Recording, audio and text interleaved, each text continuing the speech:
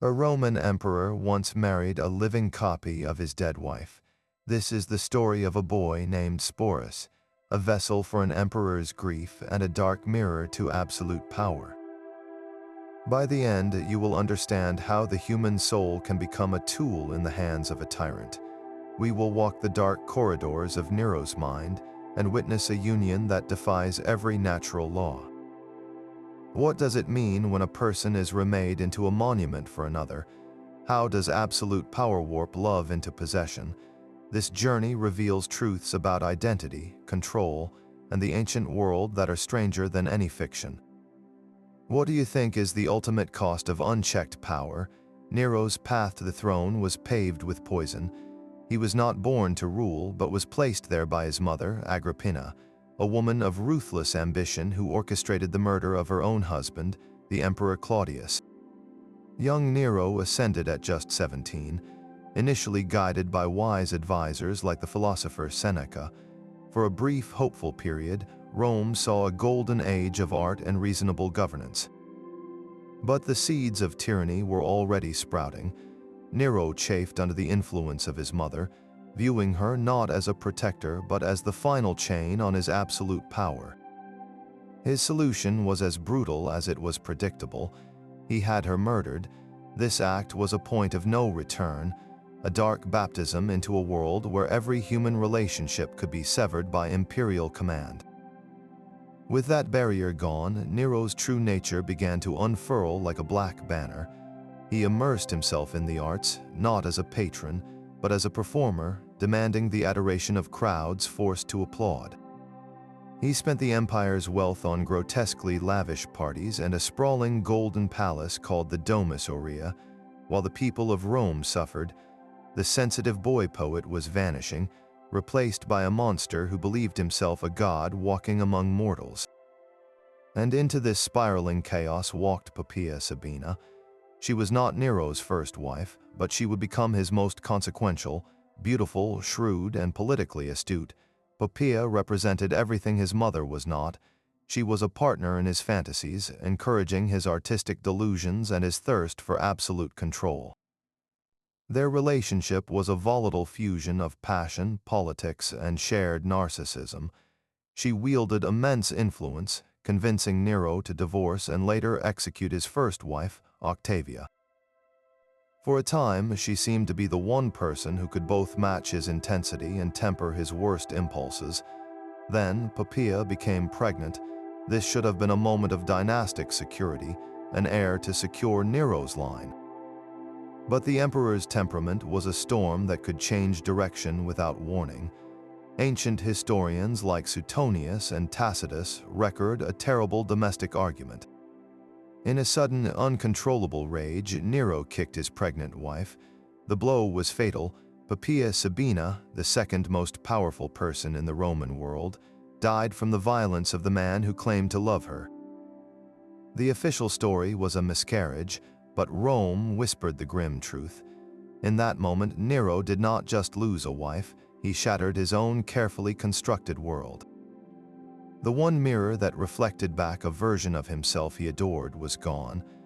The emotional void he created was immediate and profound, a yawning chasm of guilt, loneliness, and self-pity that no amount of imperial power could fill.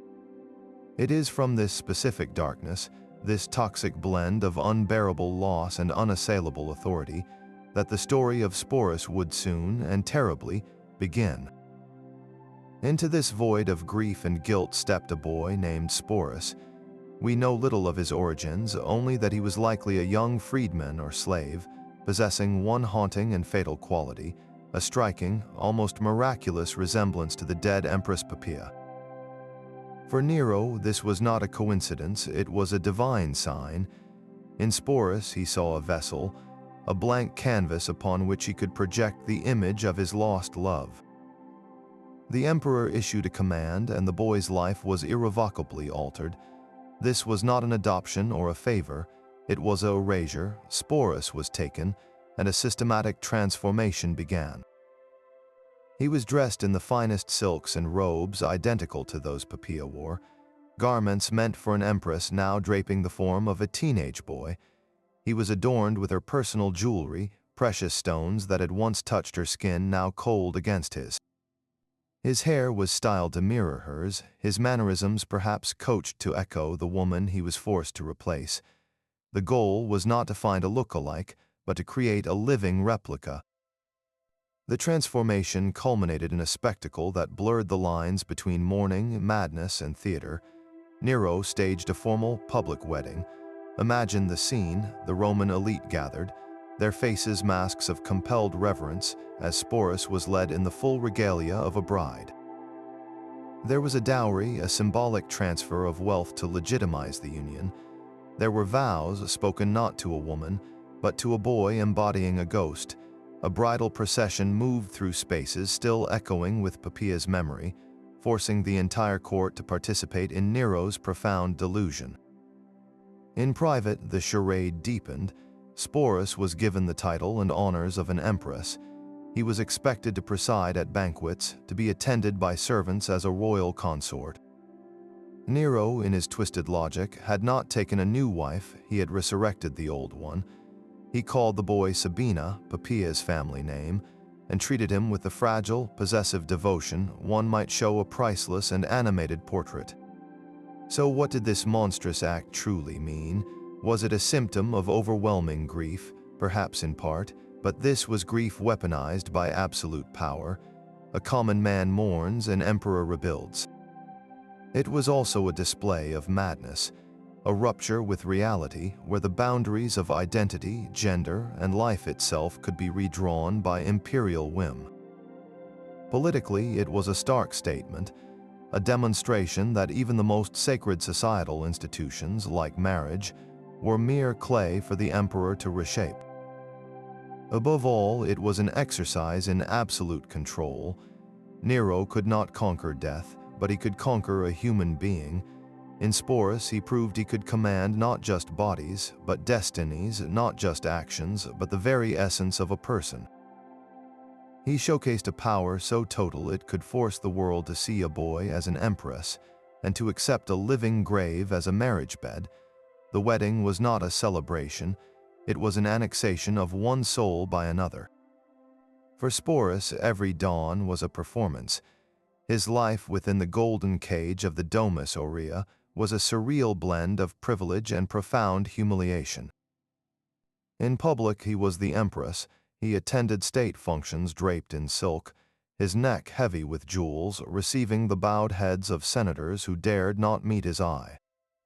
He presided over feasts where the finest foods were presented to him, a boy playing a role for an audience of terrified dignitaries, yet this imperial deference was a poison. Every honor was a reminder that it was not meant for him, but for the ghost he was forced to channel. In private, the charade was even more intimate and degrading. He was expected to share Nero's bed not as himself, but as Poppaea's living effigy. His entire existence, every gesture and word, was policed by the emperor's fragile fantasy. The psychological toll is almost impossible to fathom. To have your own identity systematically erased and replaced, to know that your safety depended on your ability to convincingly be someone else, someone who was dead. Outside the palace walls, Nero's Rome was unraveling. The Great Fire of 64 AD, which burned for 6 days and 7 nights, consumed vast swaths of the city. While rumors swirled that Nero himself had fiddled as Rome burned, he desperately sought a scapegoat and found one in the growing Christian community. He unleashed a horrific persecution, having believers torn apart by dogs or burned alive as human torches to light his gardens. This brutality, coupled with his extravagant spending and erratic rule, turned the Senate and the powerful Praetorian Guard against him. Conspiracies multiplied. The man who believed he could control everything was losing his grip on reality and his empire.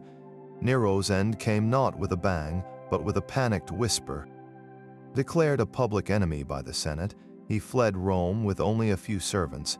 Hiding in a freedman's villa outside the city, he heard the approaching hooves of soldiers sent to arrest him and drag him to a gruesome public execution. Lacking the courage to face that fate, he ordered a servant to help him take his own life. His final words, a lament for the artist the world was losing. With his death in June of 68 AD, the Julio-Claudian dynasty ended, and what of Sporus? In the chaotic power vacuum following Nero's suicide, the boy was not freed. He was seized as imperial property, a valuable and infamous prize.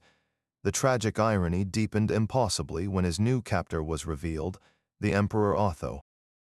Before becoming emperor himself in the tumultuous year of the four emperors, Otho had been Poppaea Sabina's first husband. Nero had stolen Poppaea from him years earlier. Now Otho took possession of Sporus, the living replica of the very woman they had both, in their own ways, loved and lost. For Otho, keeping Sporus was a perverse way of holding onto a fragment of Poppaea, repeating the same objectification that had defined the boy's life. Sporus's fate was not liberation, but merely a transfer of ownership, a ghost passed from one grieving emperor to another, his personhood forever secondary to the memory he was forced to carry. The boy who was once an empress became a trophy of war. Otho's reign was brutally short, lasting only 3 months before he was defeated by his rival, Vitellius. And with the change of emperor, Sporus was transferred once more. Vitellius had no personal connection to Poppaea, no sentimental attachment to him. Sporus was merely a famous curiosity, a living joke left behind by the mad Nero. To entertain his guests at a banquet, Vitellius ordered Sporus to perform. The specific act is recorded with chilling brevity. The boy was forced to sing a mournful lament, playing the part of a captured maiden. It was a cruel parody of his entire existence, a public stripping of his last shreds of dignity for the laughter of drunkards. This final humiliation was the breaking point. Sporus saw a future of endless captivity, passed from one master to the next, forever performing his tragic role. He found a way to escape the only way left to him. He took his own life. Thus ended the story of Sporus, a life that began in obscurity, was hijacked by absolute power, and concluded in a desperate bid for a freedom that the world had denied him. So how did the ancient world understand this bizarre and painful tale? The historians who recorded it, Suetonius, Tacitus, and Cassius Dio, wrote decades after the events. They were not neutral reporters. They were senators and elites crafting narratives about the dangers of bad emperors. To them, the story of Sporus was the ultimate proof of Nero's depravity and tyranny. It was a shocking symbol of how an emperor's perverse desires could overturn the natural order, turning marriage into a farce and a human being into a doll. They presented Sporus almost entirely as a passive object, a mirror reflecting Nero's madness. His inner life, his suffering, was not their focus. He was a prop in a moral lesson about power gone wrong. Modern scholars look at the same sources and ask different, more nuanced questions. Many see Sporus as a clear, heartbreaking victim of sexual violence and imperial abuse, a child exploited by a system that granted one man total control over another's body and identity. Others analyze the story through the lens of gender, noting how Sporus was coerced into performing a feminine role. While it is not accurate to impose modern concepts of transgender identity onto the ancient past, his story forces us to confront how gender could be used as a tool of oppression, a costume enforced by power. Some historians view it primarily as a political act, a calculated display by Nero to demonstrate that he was above all laws, even the laws of nature. By marrying a boy as his wife, he was showing the Senate and the people that nothing was beyond his reach or his reshaping. Perhaps the most profound interpretation lies in the realm of memory and control. Nero could not accept that Poppaea was gone forever. In Sporus, he attempted a kind of magical thinking, a belief that he could not just remember his lost love, but reanimate her. He sought to conquer death itself by creating a living monument. This makes the story not just about one boy's suffering, but about the terrifying human desire to stop time, to hold onto what is lost, and the catastrophic damage we can inflict when we try to force other people to be the vessels for our memories. Sporus was not a person to Nero, he was a container for a ghost. Sporus' journey is a haunting arc from person to possession. He began as a free individual, a boy with his own name and future, and was systematically remade into a living monument, a walking tomb for another's memory. This was not a love story, but a story of consumption, where one man's unbearable grief and unbridled power fused to erase another's existence. Through him, we see the darkest extreme of Roman imperial authority laid bare, a world where the human soul itself could be seized, reshaped, and displayed as a symbol. The emperors who followed Nero did not liberate Sporus, they claimed him, proving that the system of absolute ownership outlasted any single tyrant. His ultimate escape through death was the only autonomy left to him, a final tragic reclamation of a self that the world had spent years trying to bury. So why does this story, from so long ago, still echo?